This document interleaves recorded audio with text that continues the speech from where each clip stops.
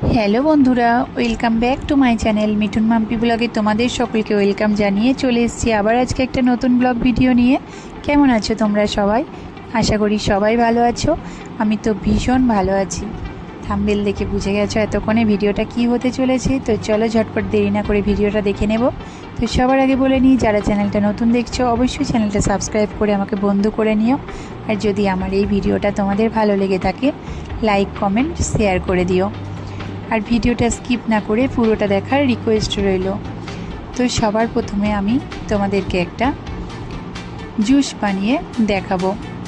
এটা ছিল খরমুজ। খরমুজটাকে ভালোভাবে ধুয়ে কেটে নিয়েছি। কেটে কয়েক টুকরো খরমুজ আমি নিয়ে নিয়েছি, তার সাথে দুধ অ্যাড করলাম। পরিমাণ মতো দুধ অ্যাড করে নিয়েছি, তার সাথে সামান্য একটু আইসক্রিম অ্যাড করেছি। এবার যে যেরকম পরিমাণ মিষ্টি খাবে সে সেরকম পরিমাণ চিনি অ্যাড করবে। আমি মিষ্টিটা যেহেতু কম খাই তাই আমি চিনির পরিমাণটা একটু কম অ্যাড করেছি। তোমরা কম বেশি যে যেরকম বুঝে অ্যাড করো। সবের শেষে সামান্য পরিমাণ জল অ্যাড করেছি।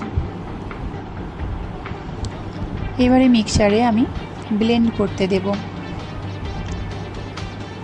অবশ্যই এটা আমি না, তোমাদের দাদা ভাই। হাত থেকে তোমরা বুঝতে পারছো আমি ক্যামেরার উল্টো দিকে আছি, আমি ভিডিও করছি আজকে।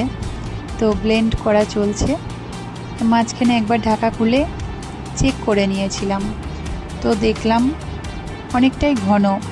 যতটা মসৃণ হবে ততটা খেতে টেস্টি হবে, তাই জন্য আর একবার মিক্সারে ব্লেন্ড করে নিলাম দ্বিতীয়বার। তো রেডি হয়ে গেছে। চলো তোমাদেরকে গ্লাসের মধ্যে সার্ভ করে একটু দেখাই। তো দেখো কতটা ঘন হয়েছে। এর মধ্যে 2 টুকরো 3 টুকরো আইস বরফ দিয়ে আমি খেয়েছি। তোমাদের দাদাভাই এরকম শরবত প্রায়ই বানায়, আমি ভীষণ পছন্দ করি। আর ও অ্যাকচুয়ালি জুসটা অনেক সুন্দর বানায়। তো তোমাদের কেমন লেগেছে অবশ্যই কমেন্ট বক্সে জানিও। তো চলো আজকে তোমাদেরকে আমি আমাদের ছাদে নিয়ে যাব, দেখতে থাকো। চলে এসেছি ছাদে। এখানে দেখো জবা আছে, গোলাপ আছে, আরও অনেক রকমের রং বেরঙের ফুল আছে। কোনো ফুলের নাম আমি হয়তো জানি না, তোমরা জানো। এখানে চন্দ্রমল্লিকা আছে। তো এরা আমার কাছে ফুল না, এরা আমার কাছে কোনো গাছ না, এরাও আমার কাছে এক একজন আমার সন্তানের মতো। আমার ছোট্ট ডোডো সোনাকে আমি যেমন ভালোবাসি, আদর যত্ন করি, খেয়াল রাখি, এদের প্রতিও আমার সেই যত্নটুকু থাকে। সেটা তোমরা এদেরকে দেখেই বুঝতে পারছো। তো এখানে দেখো একটা ডালিমও ধরেছে গাছে। তো তোমরা সবাই ভিডিওটা স্কিপ না করে পুরোটা দেখো। আর ভিডিওটা দেখতে দেখতে জানিয়ে যেও কিন্তু তোমরা কে কোথা থেকে আমার ভিডিওটা দেখছো।